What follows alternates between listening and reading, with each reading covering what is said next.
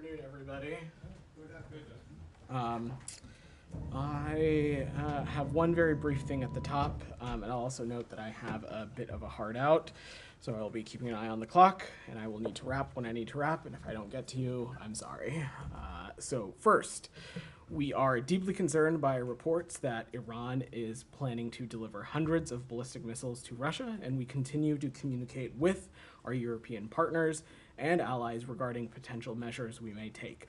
We've been warning of the deepening security partnership between Russia and Iran since the onset of Russia's full-scale invasion of Ukraine.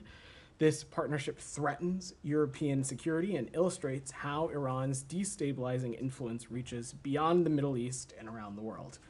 As we and our partners have made clear, both at the G7 and at the NATO summit this summer, together we are prepared to deliver a swift and severe response if Iran were to move forward with the transfer of ballistic missiles, which would, in our view, represent a dramatic escalation in Iran's support for Russia's war of aggression against Ukraine. Iranian officials also continue to deny providing any UAVs to Russia when evidence is plain for the world to see. Russia has used these UAVs in relentless attacks against the civilian population in Ukraine, against civilian infrastructure, and this duplicity is only the latest reminder to the international community that the Iranian regime lacks any credibility. During his campaign, Iranian President Paphos claimed he wanted to moderate Iran's policies and engage with the world, and we have said we have no expectation his election will lead to a fundamental change in Iran's direction. And this pending transfer of missiles, if the reports are accurate, is further evidence or a continuation of Iran's destabilizing behavior. We will continue to judge Iran's leadership by their actions, not their words. With that, Humaira or Sean, any of you want to kick us off? Please. No, it's fine. Thanks, Vedant. So can I ask you what's the latest on U.S. Expectation on Iran's response on Israel following Haniyeh's killing?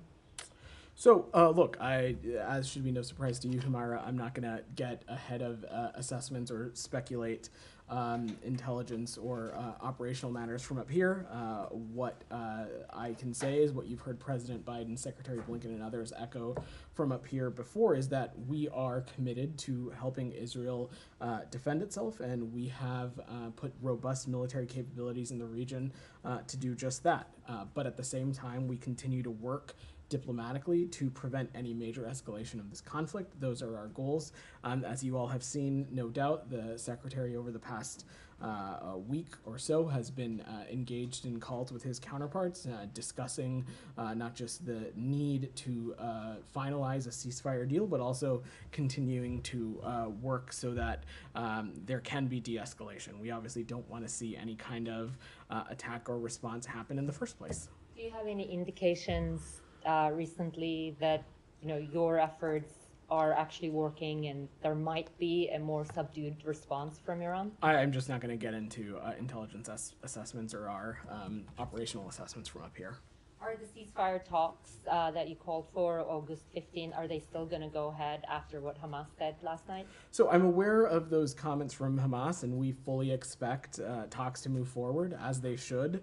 All negotiators should return to the table and bring this deal to conclusion. It is, in our view, time for Hamas to release the hostages, which, as you all know, include American citizens, and bring relief to the people of Gaza. Under the deal, which continues to be a lot on the table, and we'll continue to work that with regional partners and allies. Right. When you say you fully expect the talks to go ahead, if they say they're not taking part, are you going to have the talks without them, or are you trying to bring them on board? As I said, I will just leave it at the fact that we expect these talks to move forward as they should. I'm not going to... So will you have it without them?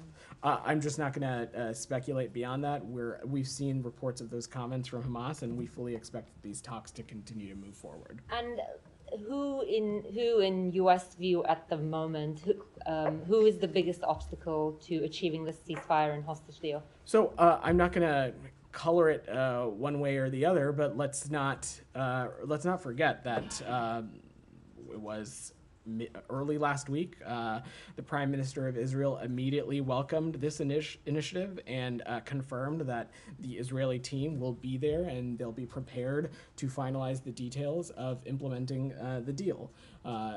We also, in coordination, we believe our partners in Egypt and Qatar are emphasizing to Hamas that the onus is on them to agree to a ceasefire. We believe that there has been headway made, but we need to finalize this agreement, continue to close and bridge some gaps, but we believe that an agreement is possible, and that's something that we're going to continue to work between the parties. John, sure. Could we consider in the Middle East the strike on a school in Gaza? I think the latest toll I saw from officials in Gaza, the health minister, is 93 dead. Israel has said that it identified 31 militants in that sort. I mean, how much credence do you put in this? I mean, do you think that even if 31 militants were killed, that means another 60 plus non-militants died in this. What's the nature of the assessment that the U.S. has, both on the facts on the ground and whether there's any level of concern on this? So first, Sean, let me just say we are deeply concerned about this weekend's horrific incident on the Al Tabeen school in Gaza City that killed a number of people sheltering in place. And our hearts go out to the families of those who lost loved ones, and we are praying for a speedy recovery for those who have been injured. We have been clear, both to our partners in Israel, that every possible effort needs to be taken to minimize the impact of civilian casualties. But again, as we have seen in this instance, as our Israeli partners indicated, that there were a number of Hamas militants using civilian infrastructure, in this case a school, to hide amongst that. And so we condemn and deplore any attempt by terrorists to hide among civilians in or under protected facilities. That needs to stop. Sites such as schools may lose their protected status under international law when they're used by combatants, but that certainly does not take away from the moral and strategic imperative that our partners in Israel have to take every possible step to make sure that the loss of civilian life, impacts to civilians, is not mitigated, and that's something we'll continue to stress apparently. On this specific strike and incident, we continue to be in close coordination with our partners in the IDF and have continued to solicit more information around it, but I don't have any information beyond that. Sure. On the more information, is there any indication that U.S. weapons were involved in this? I wouldn't speculate on that. I would let the IDF speak to any operations that they may or may not have undertaken. And just, they're saying that 31 militants were there, and you said that you're seeking information. I'm not you personally, but the United States is seeking information from the IDF. What are you looking for? I mean, are you looking for them to verify that those 31, that the names match up with people they're targeting? Look, Sean, I'm not going to get into the specifics of the information that we solicit. What I can just say is that we are engaged with our partners in the IDF about this generally. Let's not lose sight of the fact that ultimately here, Israel does have we support its ability to defend itself, and we support its ability to take out Hamas terrorists, to continue to hold to account those that were involved in the horrific October 7th terrorist attack. But again, we also will continue to stress that there is a moral and strategic imperative for Israel to minimize its impacts on civilians and to minimize civilian casualties. And lastly, the last point I'll make on this is that we are the reason we're having this conversation is because Hamas has a clear track record of continuing to co-locate itself among civilian infrastructure, use civilians as human shields. That's not hyperbole. There is a clear track record of that. Sure. Can I just follow up on that? Sure. Tom, go I ahead. mean, are you satisfied with the credibility of what the Israelis are saying about, because you quoted their claim about a number of militants being in the building, and they've published pictures and names of people they've said have been, in their words, eliminated. Are you happy with the credibility of that information?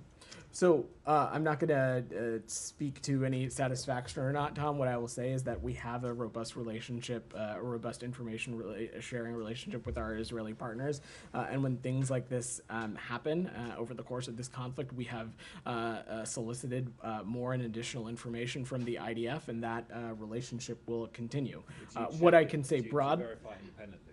I'm just not going to speak to the specifics in which way we work with them, but this is a close and robust relationship, and when we have or require additional information, we're not hesitant to ask our partners in Israel for it, and that will continue to be the case. I mean, there's fairly strong evidence that at least 3 of the people they've published pictures of since Saturday and named were not killed in that incident, were killed in incidents before. That's according to Euromed Human Rights Monitor, who's been going through the list. I mean, one of them, Muntar or Montasar Daher, who Israel described as an Islamic Jihad operative.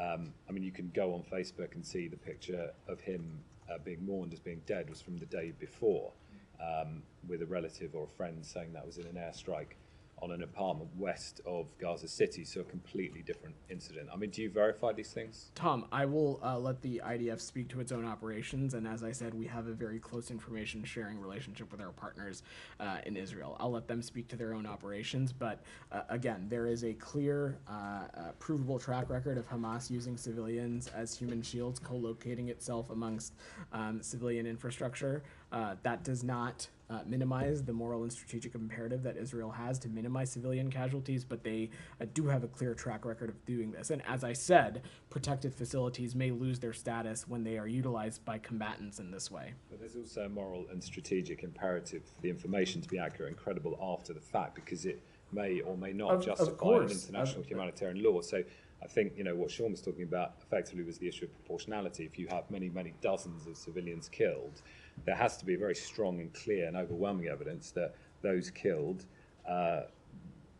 created a risk that Israel attacking them gave them a clear military advantage. That's what international humanitarian law says. So if it is emerging that some of these people were actually killed in previous incidents, there's not even an accurate account of people that were killed. There is of course a moral and strategic imperative to make sure that any operation that's being conducted is rooted in salient, accurate, and most up-to-date information. That would be the case not just for Israel, but for any country that has a military. But again, as it relates to the details around this, I'm not going to get into the operations, and I will let our partners in Israel speak to it. Particular incident. So Sean has asked you whether, if you know, U.S.-made weapons were used. There is reporting, actually, CNN report that U.S.-made small diameter bombs were indeed used in the school attack. So I just want to understand, is the State Department trying to verify that information or not?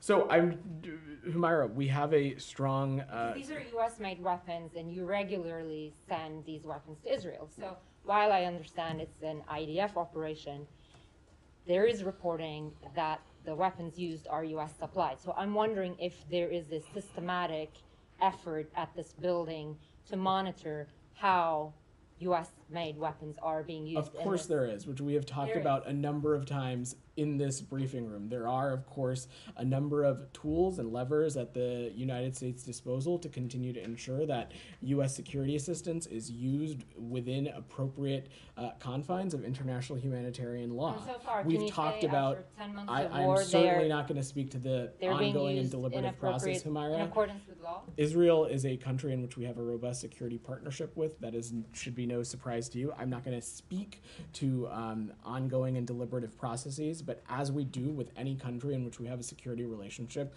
there are tools at our disposal to ensure that the use of security systems are consistent with international humanitarian law. That is an ongoing, around-the-clock effort that continues to be rooted in a lot of things. It's in close coordination with our embassies and consulates. It's in close coordination with NGOs and humanitarian organizations and civil society, and that continues to be the case. As it relates to this specific incident, Humaira, I don't have any assessment to offer. I am not going to speak to Israeli operations from up here. Right. So since we're at it, can I ask about Netze Yehuda, the Israeli battalion that you guys needed extra information, and in the end, U.S. decided to clear that battalion and they're going to be able to receive U.S. security assistance. Can you tell us what accountability measures they've taken that that basically made you take this decision, that you're satisfied? Sure, Humaira. So just a little bit to take a step back, we made public in April, the Department of State found that after a careful review that incidents of gross violations of human rights by 2 units of the Israeli Defense Forces and 2 civilian authority units had been effectively remediated. The department has, for the past several months, continued a process to review an additional unit to evaluate new information provided by the government of Israel. And after thoroughly reviewing that information, we've determined that that violations by this unit have been effectively remediated, consistent with the Leahy process. In the crux of that information, Humaira, was that 2 of the soldiers for whom military prosecutors had concluded further action was necessary were swiftly removed from their combat positions, have since left the military, and are ineligible to serve in the reserves. Additionally, the IDF has taken several steps to avoid a recurrence of incidents. It has enhanced screening requirements for personnel recruited into that battalion, and it has put in place new control mechanisms and training efforts around these around trainings for individuals who join that battalion. Specifically, soldiers now receive a 2-week educational seminar unique to the battalion, and conduct is documented. But again, I will let our partners in Israel speak to more specifically to their operations. Will these individuals be prosecuted in Israel? That is that's not for the United States to speak to. That's it's a question for the Israeli justice system. Have you sought that from them? Again, that's a question for the Israeli justice system. That's not something I would speak to from up here. Yes, but for Israeli settlers, for example, in the West Bank, you have taken action when they haven't prosecuted them. So are you applying the same criteria to this one or not? So these are a little bit different circumstances, Humaira. Let me just say broadly that when it comes to any actions, whatever they may be, if we find them to be destabilizing or contradictory to our stated goal of a 2-state solution and wanting stability into the region, we of course won't hesitate to take action, but I'm not going to speculate further on this. Our partners in the IDF can speak more specifically about individuals in this unit. Jillian, go ahead. Is the Biden administration still anticipating the potential for some kind of Iranian kinetic attack on Israel in the coming days? That was her first question in speaking to that. Was it not? I don't know. Sorry, I would have asked if I realized. I think it was one of the first questions Humaira asked, but I will just say again that I'm certainly not going to get into intelligence assessments from up here. What we're focused on is continuing to de-escalate diplomatically. Our hope and our intent is to make sure that an attack doesn't happen. You've seen for the past number of weeks the secretary be engaged in conversations with his counterparts and leaders in the region, and that'll continue to be the case. But also, as I said to Humaira, we are committed to defending Israel and have put robust military capabilities in the region to do so should we need it. On Friday, Microsoft revealed that Iranian government-backed cyber hackers had targeted a U.S. presidential campaign back in June. Then on Saturday, the Trump campaign said they had been hacked by Iranian cyber hackers. Following later the same day, Politico said they had been in receipt of hacked emails that had internal Trump campaign documents, and they believed those were coming from an Iranian source. I know you're not going to comment on a campaign issue. I'm not looking for that. What I'm looking for is, can you comment more broadly on the threat of Iranian interference in the election? So this is something that we've raised for some time, Julian. We've raised concerns that Iranian cyber actors have been seeking to influence elections around the world, including those happening in the United States. These latest attempts to interfere in U.S. elections are nothing new for the Iranian regime, which, from our vantage point, has undermined democracies, or attempted to, for many years now.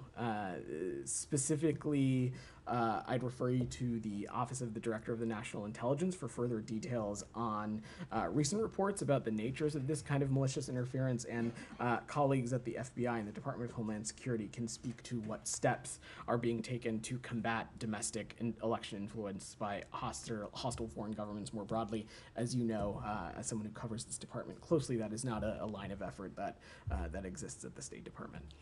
Can you talk broadly about what kind of leverage the U.S. has to discourage Iran from even planning to for interfere? any kind of malign, destabilizing activity that the Iranian regime could partake in, and certainly trying to meddle and influence elections, I would certainly count that high among them.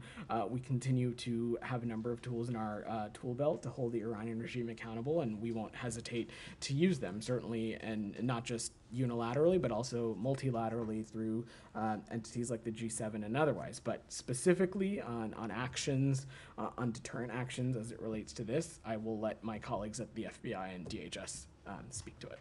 Thank you. Alex, go ahead. Thank you. I'll move to Ukraine. But before that, may I go back to your opening statement, please? Sure. You said that you are concerned about the reports that Iran is planning to deliver hundreds of ballistic missiles to Russia. Last week, there were reports that EUCOM, U.S. European Command, citing U.S. intelligence, told the Congress that Iran has already delivered hundreds of ballistic missiles to Russia. And there was also a Reuters report citing European intelligence that there are hundreds of Russians are being trained in Iran. Do you have any confidence in U.S. intelligence finding, and what are you going to do about it? So, of course, we have confidence in our intelligence assessments. I'm certainly not going to get into them from up here. I think, Alex, to widen the aperture, what we're talking about when I raise things like this is the continued deepening security partnership between Iran and Russia, which continues to be incredibly concerning. It is not just a threat to European security, it's a threat to Middle East security, but it's also shows that Iran's destabilizing influences has reached beyond the Middle East region, and that should be of concern to the entire world, and that's what we'll continue to work closely with our allies and partners on. Two questions on Ukraine. Yeah. Maybe your assessment on the latest on the battlefield, particularly Ukrainian advancing in Russian territory. So, Alex, I know my colleagues spoke a little bit about this earlier in the last week, but I'll let our partners in Ukraine speak to their own military operations. But generally speaking, we have supported Ukrainian forces being able to defend themselves against attacks by Russia's forces that are coming from across the border to take actions to protect themselves from these attacks. That, as President Biden says, would be common sense. We are continuing to stay focused on making sure that our partners in Ukraine have what they need to defend themselves from Russian aggression.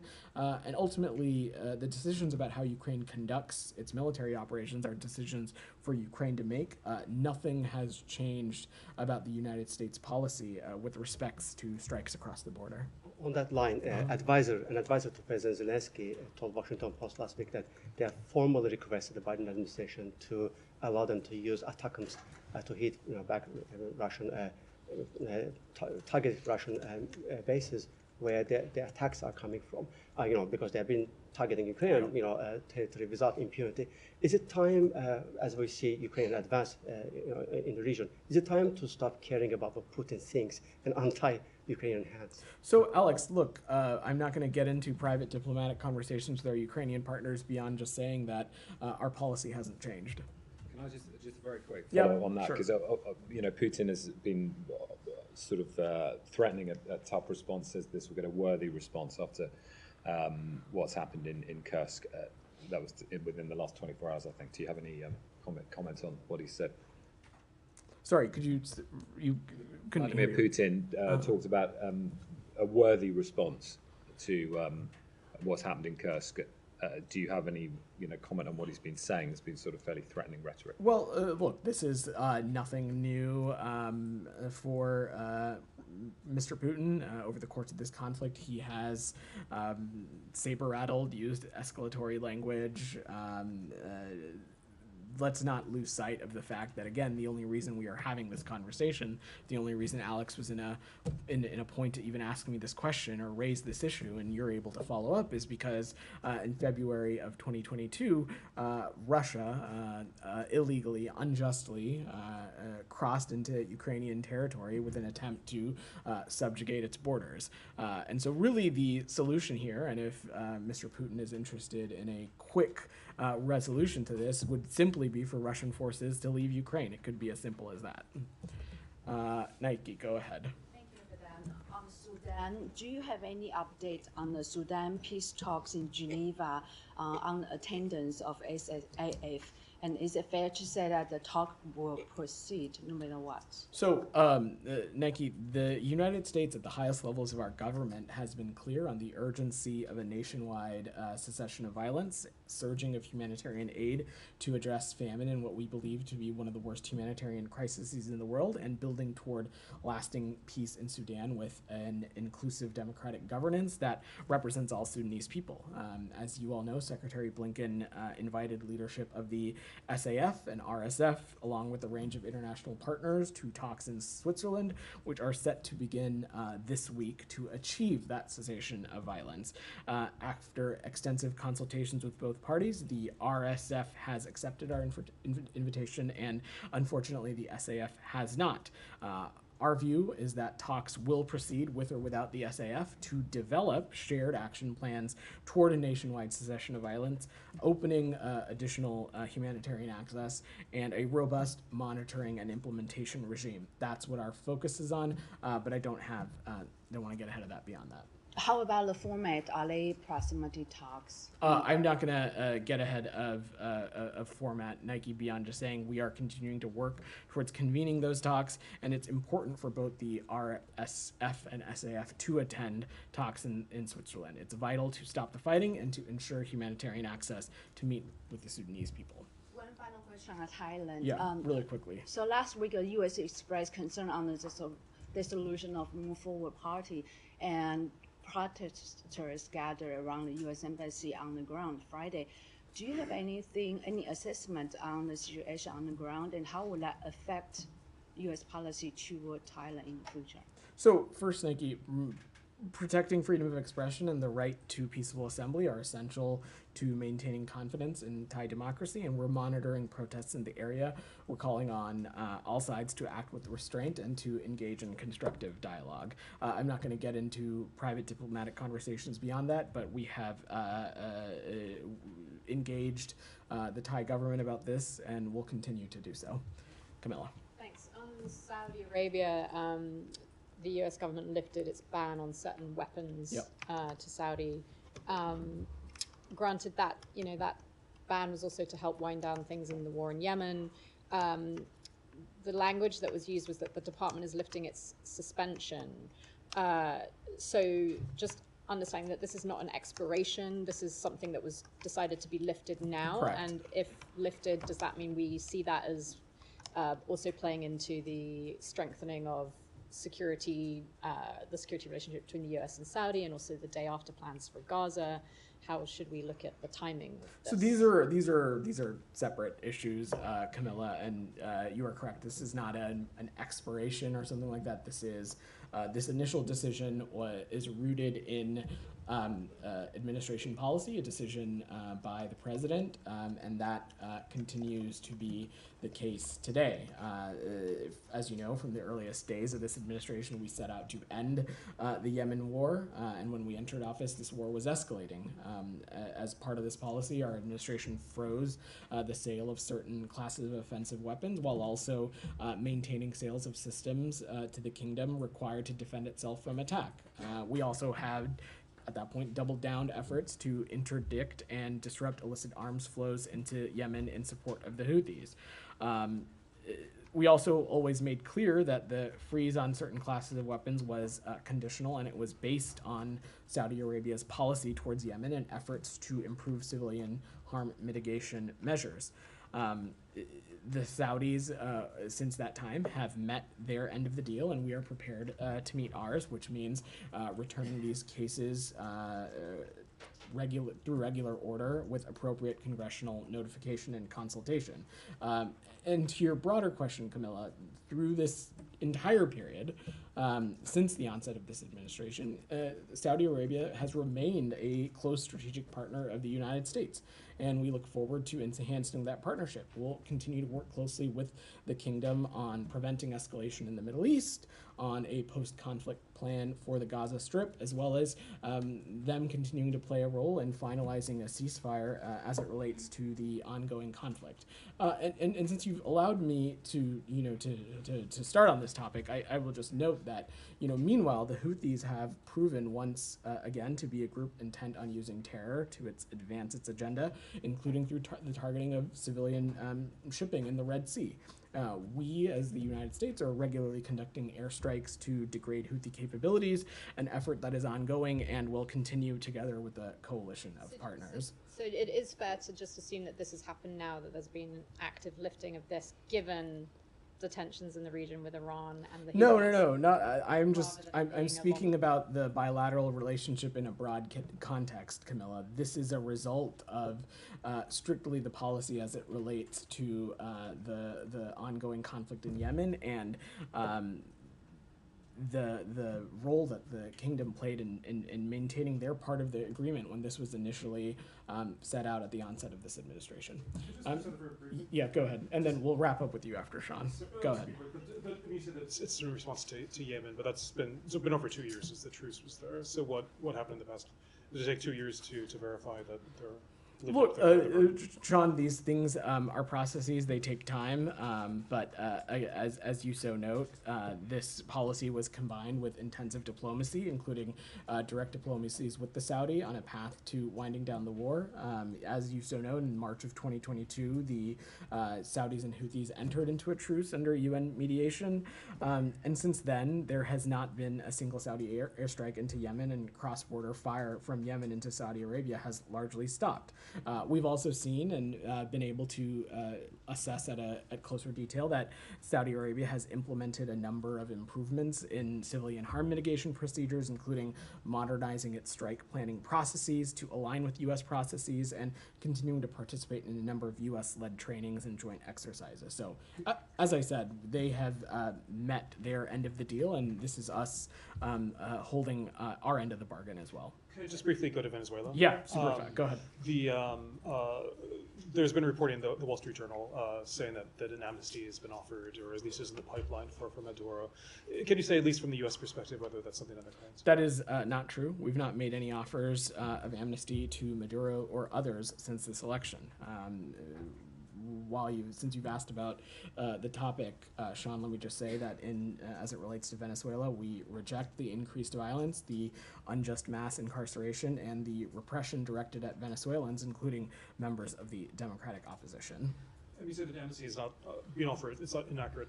I mean, is there something in the cards, that the United States is discussing with the opposition, for example, that they might make some sort of deal with Maduro that? Look, Sean, I'm not gonna. Maybe amnesty is not the right word, but is there some incentive? I'm certainly not gonna read out the tea leaves of the process. As Secretary Blinken has said, now is the time for the Venezuelan parties to begin discussions on a respectful and peaceful transition in accordance with Venezuelan electoral law and the wishes of the Venezuelan people. The U.S. Is considering a range of options to pressure Maduro to return Venezuela to a democratic path, and will continue to do so. But the responsibility is on Maduro and Venezuela's electoral authorities to come clean on the election results. All right, thanks everybody. Thanks guys.